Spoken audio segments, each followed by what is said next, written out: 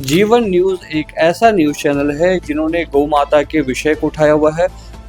और जो आपने कहा कि ये जीएसटी है, बीफ है, तो इस बारे में मैं बताना चाहूँगा कि गौ वध पे पूर्ण प्रतिबंध है और कोई भी किसी प्रकार से गौ का वध करता है तो उस पे 7 साल की सज़ा है। अगर उसके द्वारा मांस का पकड़ा जाता है तो उस पे 3 साल की सज़ा है। अगर वह अवैध रूप से परिवहन करता है तो उस पे 3 साल की सज़ा है। अगर मांस पकड़ा जाता है तो उस व्यक्ति विशेष को ही प्रमाणीकरण देना पड़ेगा कि यह गौ मांस नहीं है। कि अपने पास में भारतवर्ष में लगभग 70% दूध नकली है, लगभग 85% पनीर नकली है। तो जन सामान्य को जागरूक होना चाहिए कि जो हमारे घरों में दूध आ रहा है क्या वास्तव में वह दूध शुद्ध है। वह ग्रामीण क्षेत्रों से गौशाला या ग्वालियर में लाकर छोड़ दी जाती हैं।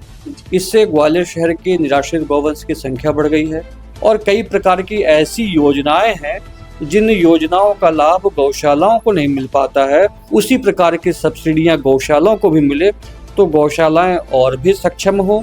जो गौ माता को छोड़ रहे हैं तो बहुत सारी ऐसी शासकीय योजनाएं चल रही हैं कि अगर गौ माता किसी के द्वारा निष्कासित की जाती हैं और वह विभिन्न प्रकार की योजनाओं का लाभ ले रहा है तो उस योजनाओं से उस लाभ को उस व्यक्ति विशेष को वंचित किया जाना चाहिए। गौ माता के लिए संवर्धनशाला खोला जाए, ब्रीड डेवलपमेंट खोला जाए, जहाँ पे गौ माता का संवर्धन हो और अच्छे नस्ल के नंदियों से अच्छी गौ माता का संवर्धन करवा के हमारे को अधिक दूध वाली गौ माताएं प्राप्त हो। मेरी ओर से सुझाव ये है कि जो गाय की चिकित्सा का विषय है उसमें 1962 एक नंबर है, 1962 जिस पे आप डायल करेंगे तो वहाँ से गाड़ी आएगी। उसमें न्यूनतम 100-150 रुपये लिए जाते हैं, उस गाय का ट्रीटमेंट हो जाएगा। मगर ट्रीटमेंट करने के बाद में वह गाय वहाँ नहीं रह सकती हैं। और जो हमारे टोल टैक्स है वह टोल टैक्स का भी दायित्व है कि वह सड़क सुरक्षा के दृष्टिकोण में रखते हुए वह बीमार घायल गौवंश को चिन्हित गौशालाओं तक पहुंचाए। नमस्कार, मैं एकता शर्मा और आप देख रहे हैं जीवन न्यूज़। आज हमारे स्टूडियो में हमारे साथ मध्य प्रदेश की सबसे बड़ी गौशाला आदर्श गौशाला से महाराज मौजूद हैं, ऋषि महाराज, जिनसे हम तमाम मुद्दों को लेकर आज चर्चा करने वाले हैं। आपको बता दें कि एक तरफ तो नवरात्रि चल रहे हैं, गौ माता की पूजा हो रही है, लेकिन वहीं दूसरी तरफ एक मुद्दा जो कि गरमाया हुआ है वो है गौ मांस पर 0% जीएसटी का उल्लेख किया गया है। महाराज, क्या कहना चाहेंगे आप इसके लिए? जो नवरात्रि का समय चल रहा है और पूरा वातावरण भक्तिमय है, उस भक्तिमय वातावरण में आज भी कह सकते हैं कि गौ माता सड़कों पे घूम रही हैं। शासन के द्वारा जो व्यवस्थाएं की जानी चाहिए वो व्यवस्थाएं भी की गई हैं, मगर जो जनमानस की जिस प्रकार से सहभागिता होना चाहिए तो कुछ उनके भी सहभागिता का अभाव है। और जो आपने कहा कि ये जीएसटी है, बीफ है, तो इस बारे में मैं बताना चाहूँगा कि गौ वध पे पूर्ण प्रतिबंध है और कोई भी किसी प्रकार से गौ का वध करता है तो उस पे 7 साल की सज़ा है। अगर उसके द्वारा मांस का पकड़ा जाता है तो उस पे 3 साल की सज़ा है। अगर वह अवैध रूप से परिवहन करता है तो उस पे 3 साल की सज़ा है। अगर मांस पकड़ा जाता है तो उस व्यक्ति विशेष को ही प्रमाणीकरण देना पड़ेगा कि यह गौ मांस नहीं है। तो शासन के द्वारा इस प्रकार की व्यवस्थाएं बनाई गई है। और जो जीएसटी की बातें हो रही हैं, बीफ की बातें हो रही हैं, बेसिकली कह सकते हैं कि यह जो भैंस है या पड़ा है, जो इनकी स्लॉटरिंग होती है उसको बीफ के रूप में कहा जा रहा है। तो कहीं ना कहीं यहाँ पे उस बात को समझने में त्रुटि है और चीज़ें कम से कम यह विषय उठ के आ पा रहा है। लोगों में संवेदना है और लोगों में आक्रोश है। वह विषय भी देखा जाए तो एक प्रकार से वह उनके संवेदना के प्रकाष्ठा को दिखा रहा है।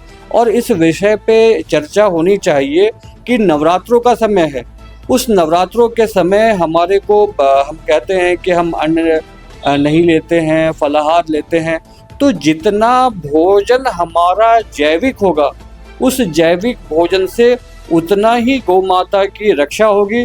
क्योंकि जो ग्वालियर की सबसे बड़ी मध्य प्रदेश की सबसे बड़ी गौशाला जो है, जहाँ पे 100 TPD का बायो CNG प्लांट लगाया गया है, अगर ऐसे गौशालाओं से अच्छे कीमतों में वहाँ से जैविक खाद खरीदा जाए और उसको खेतों में प्रयोग किया जाए, तो उससे हमारी मृदा भी स्वस्थ होगी और माँ स्वस्थ होगी। तो जो हम मनुष्य हैं, आज नाना प्रकार के नित्य नवीन बीमारियां आ रही हैं, वह बीमारियां भी कहीं ना कहीं ठीक होगी। महाराज जी, एक तरफ हम देख रहे हैं कि नवरात्रे चल रहे हैं, माताओं के दिन है, गौ माता की भी पूजा हो रही है, डांडिया गरबा से पूरा शहर हमारा जो है कहीं ना कहीं गीत संगीत हो रहे हैं। वहीं दूसरी तरफ हमारी जो गौ माता हैं वो कचरा खाती हुई नजर आ रही हैं, कहीं ना कहीं प्लास्टिक कंज्यूम कर रही हैं। क्या लग रहा है कि किस तरह की भक्ति जो है वो हमारे ग्वालियर शहर में इस वक्त होती हुई नजर? ये बड़ा अच्छा विषय है, क्योंकि ये जो हम ग्वालियर में हैं और जो ग्वालियर की संस्कृति है वह सुंदरकांड की संस्कृति है। ग्वालियर की संस्कृति रामलीला के मंचन की संस्कृति है। ग्वालियर की संस्कृति कह सकते हैं कि वह मटकी फोड़ आदि कार्यक्रम की संस्कृति है। तो हम इस संस्कृति के पोषक हैं। यह गुजरात की विशेष रूप से गरबा डांडिया किया जाता है, मगर जो जहाँ की देशज संस्कृति है उसको प्रचारित प्रसारित करना भी अपना धर्म होता है। तो कह सकते हैं कहीं ना कहीं कॉरपोरेट घराने, इंस्टीट्यूशन, मीडिया हाउसेज जो हैं इस बात को अधिक प्रमोट कर रहे हैं। और उसी समय में जीवन न्यूज़ एक ऐसा न्यूज़ चैनल है जिन्होंने गौ माता के विषय को उठाया हुआ है, निराश्रित गौ माता के विषय को उठाया हुआ है, गौ माता पन्नी खाने की मजबूर है उस विषय को उठाया हुआ है। और उस विषय उठाने का परिणाम ये हुआ है कि शासन के द्वारा जो गौशालाएं हैं उन गौशालाओं की सूची निकाली गई है। सूची के हिसाब से उनमें गायों को वर्गित करके कि भाई किस स्थान पे कितनी क्षमताओं में गाय को रखी जा सकती है, उस हिसाब से व्यवस्थाएं बनाई गई हैं। तो ये कह सकते हैं जीवन न्यूज़ की उपलब्धि है।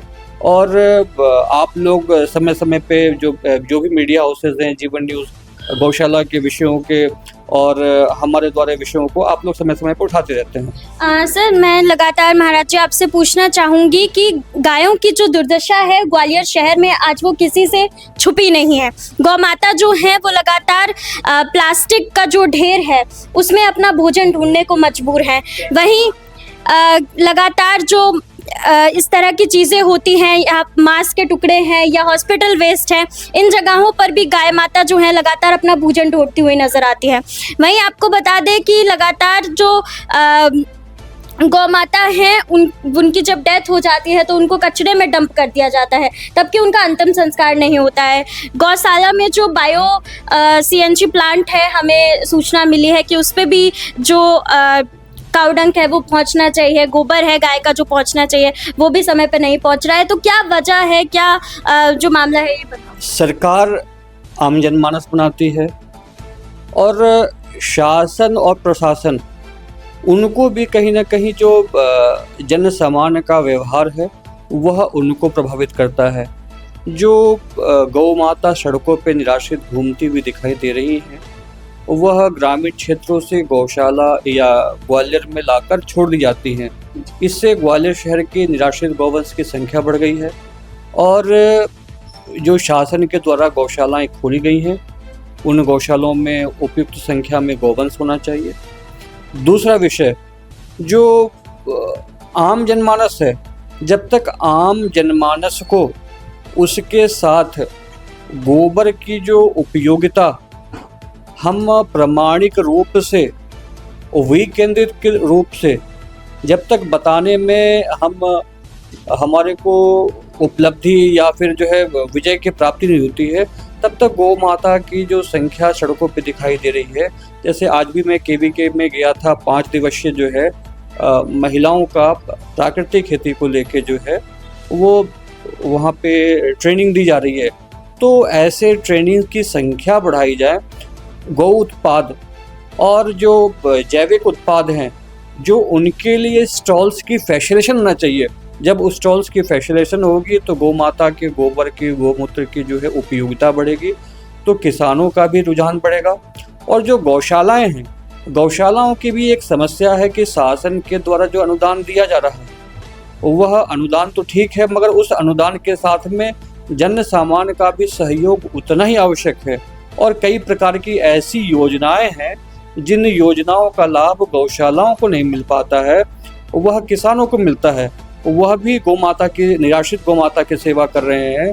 तो जिस प्रकार से किसानों को बीज के ऊपर, मशीनों के ऊपर, बिजली बिल के ऊपर सब्सिडी दी जा रही है, उसी प्रकार की सब्सिडियां गौशालाओं को भी मिले तो गौशालाएं और भी सक्षम हो।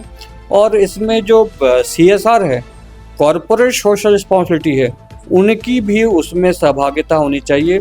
एक और विशेष बात मैं बताना चाहूँगा कि अपने पास में भारतवर्ष में लगभग 70% दूध नकली है, लगभग 85% पनीर नकली है। तो जन सामान्य को जागरूक होना चाहिए कि जो हमारे घरों में दूध आ रहा है, क्या वास्तव में वह दूध शुद्ध है? क्या जो हम पनीर खा रहे हैं वह वास्तव में शुद्ध है? तो जब हम शुद्धता की जांच करेंगे तो कहीं ना कहीं उसके उत्पाद की गुणवत्ता बढ़ेगी, और गुणवत्ता के बढ़ने से उसका जो लाभ है वह किसानों को मिलेगा, और किसानों को लाभ मिलने से है वह कहीं ना कहीं गौमाता की सेवा के प्रति और भी जागरूक होंगे। महाराज जी, एक तरफ तो हम कहते हैं कि गाय में 33 करोड़ देवी देवता जो हैं वो निवास करते हैं, लेकिन वही दूसरी तरफ आज गायों की जो बदहाल स्थिति है, क्या लग रहा है कि इसके लिए कौन जिम्मेदार है? क्या जनता जिम्मेदार है या फिर सरकार? आदर्श गौशाला का प्रबंधन शासन, संत और सामान्य गणों के माध्यम से यह गौशाला आज मध्य प्रदेश की उत्कृष्ट गौशालाओं में सम्मिलित हुई है, और अनेक लोगों के द्वारा इसको सत्कार प्राप्त हो चुका है। ठीक इसी विधा के अनुरूप इस कार्य के लिए जो हमारे भागवताचार्य जी हैं, जो हमारे संतगण हैं, जो हमारे आचार्यगण हैं, उनके द्वारा जो उद्बोधन गौ माता के सेवा में किया जा रहा है, कहीं ना कहीं उसमें और भी अधिक प्रयास की आवश्यकता है। दूसरा, जो शासन की ये जो योजनाएं बनी हुई हैं गौ माता के संरक्षण को लेकर, उस नीतियों में और भी जो सुधार किया जाना चाहिए वह भी सुधार अपेक्षित है। तीसरा विषय, जो गौ माता को छोड़ रहे हैं तो बहुत सारी ऐसी शासकीय योजनाएं चल रही हैं कि अगर गौ माता किसी के द्वारा निष्कासित की जाती हैं और वह विभिन्न प्रकार की योजनाओं का लाभ ले रहा है, तो उस योजनाओं से उस लाभ को उस व्यक्ति विशेष को वंचित किया जाना चाहिए, क्योंकि जब हम उससे वंचित करेंगे तो एक प्रकार का भय भी व्याप्त होगा। और गौ माता लोग छोड़ क्यों रहे हैं? गौ माता इसलिए लोग छोड़ रहे हैं, कहीं ना कहीं जो जिस प्रकार से जितनी दुग्ध का उत्पादन होना चाहिए वह दूध का उत्पादन नहीं हो पा रहा है। तो इसके लिए एक और उपाय है कि अधिक से अधिक जो है कम से कम हर जिले में 2 गौ माता के लिए संवर्धनशाला खोला जाए, ब्रीड डेवलपमेंट खोला जाए, जहाँ पे गौ माता का संवर्धन हो और अच्छे नस्ल के नंदियों से अच्छी गौ माता का संवर्धन करवा के हमारे को अधिक दूध वाली गौ माताएं प्राप्त हो सके। महाराज जी, हम देखते हैं कि हाईवे पे जो गौ माता है उनका एक्सीडेंट हो जाता है, लगातार गौ माताओं की इस तरीके से मौत हो रही है, या तो प्लास्टिक खाने की वजह से या एक्सीडेंट की वजह से। जो आम जनता है वो भी गायों का जो एकदम से सड़क पर जो बैठी रहती है उनकी वजह से आम जनता जो है उनको भी परेशानी जो है वो देखने के लिए मिल रही है। तो क्या लग रहा है कि आगे आने वाले समय में जिस तरीके से गायों की जो बदहाल स्थिति है वो ग्वालियर शहर में कोई सुधार होने वाला है? इसमें मेरी ओर से सुझाव ये है कि जो गाय की चिकित्सा का विषय है उसमें 1962 एक नंबर है, 1962, जिस पे आप डायल करेंगे तो वहाँ से गाड़ी आएगी, उसमें न्यूनतम 100-150 रुपये लिए जाते हैं, उस गाय का ट्रीटमेंट हो जाएगा। मगर ट्रीटमेंट करने के बाद में वह गाय वहाँ नहीं रह सकती हैं। तो जो शहर मेन रोड के निकट जो गौशालाएँ हैं प्रदेश भर में, उनको चिन्हित किया जाना चाहिए, और उस चिन्हित गौशालाओं को करके वहाँ पे 10 और 20 कम से कम जो है बीमार घायल गौवंश के रखने ठहरने की व्यवस्था की जानी चाहिए। और उसके लिए जो धन की आवश्यकता है वह शासन करे, या फिर वहाँ के जो जनप्रतिनिधि हैं उनके द्वारा वह फंड देकर वहाँ व्यवस्थाएं कराई जाए, ताकि वह वहाँ पे गौवंश पहुँचाया जाए। अब वो जहाँ तक गौवंश पहुँचाने की बात है तो इस पे अलग अलग जो बड़े बड़े मठ मंदिर हैं उनके माध्यम से भी एम्बुलेंस निकाल सकता है। जो रेड क्रॉस की व्यवस्था है उससे भी एम्बुलेंस की व्यवस्था होती है। और जो हमारे टोल टैक्स है वह टोल टैक्स का भी दायित्व है कि वह सड़क सुरक्षा के दृष्टिकोण में रखते हुए वह बीमार घायल गौवंश को चिन्हित गौशालाओं तक पहुंचाए। तो इस प्रकार से उसका निराकरण भी हो सकता है। और जो हमारे वॉलेंटियर्स हैं वो वॉलेंटियर्स एक काम ये भी कर सकते हैं कि गाय के सींग में रेडियम लगाना, इस प्रकार के गले में पट्टी लगाना, इस प्रकार के समायोजित प्रयास से कुछ न कुछ निष्कर्ष निकल के अवश्य आएगा। महाराज जी, आप क्या मानते हैं कि ग्वालियर में या फिर पूरे देश में गायों की आज जो दुर्दशा है, जिस तरीके से हम पहले देखते थे कि गाय पालना लोगों का एक शौक भी होता था, लेकिन आज गाय घरों में दिखाई नहीं देती हैं। आज अलग पेट्स जो है वो दिखाई देते हैं, जैसे कुत्ते हैं या अन्य जानवर जो है उनको पालना लोग ज़्यादा इम्पोर्टेंस देते हैं। तो क्या लग रहा है कि एक कल्चर का प्रभाव भी इसमें देखा जा रहा है? बिल्कुल बिल्कुल, यह जो सारा विषय है वो कल्चरल डिफरेंशिएशन का है, क्योंकि वर्तमान समय में हम गौ माता की जयकारा लगाते हैं, मगर जयकारा लगाने के साथ में जो सेवा के लिए दायित्व होना चाहिए वो हम सेवा के लिए दायित्व नहीं कर रहे हैं। दूसरा, वर्तमान समय कहीं ना कहीं एआई का है, आर्टिफिशियल इंटेलिजेंस का है। उस आर्टिफिशियल इंटेलिजेंस में जो सेल्फ इंटेलिजेंस है वो कहीं ना कहीं इवोपरेट हो रहा है। तो सेल्फ इंटेलिजेंस बढ़े, वो हमारे अंदर जो है संवेदना का भाव बढ़े। जब संवेदना का भाव बढ़ेगा तो हम माता पिता की भी सेवा करेंगे और हम समाज की भी सेवा करेंगे। और जो समाज की सेवा कर सकता है वो स्वाभाविक रूप से वह गौ माता की सेवा भी कर सकता है। तो आपने देखा कि ये थे हमारे साथ ऋषि महाराज, जिन्होंने बताया कि गायों की जो दुर्दशा आज ग्वालियर शहर में हम देख रहे हैं, किस तरीके से गायों की सेवा करना ज़रूरी है। और गाय में हम कहते हैं कि गौ माता में 33 करोड़ देवी देवता जो हैं वो निवास करते हैं। और वहीं आपको बता दें कि गाय के गोबर से लेकर, उनके दूध से लेकर, गौमूत्र से लेकर हर चीज़ जो है वो एक मेडिसिन की तरह हमारे देश में और हमारी संस्कृति में पहले भी देखी जाती थी और आज भी देखी जाती है। लेकिन कल्चर का प्रभाव जो है उसकी वजह से आज हमारा जो यूथ है और हम लोग जो हैं कहीं ना कहीं उसको समझने में थोड़ा सा कमी अपने अंदर जो है वो लेकर आ रहे हैं। बने रहिए जीवन न्यूज़ के साथ सभी अपडेट्स के लिए।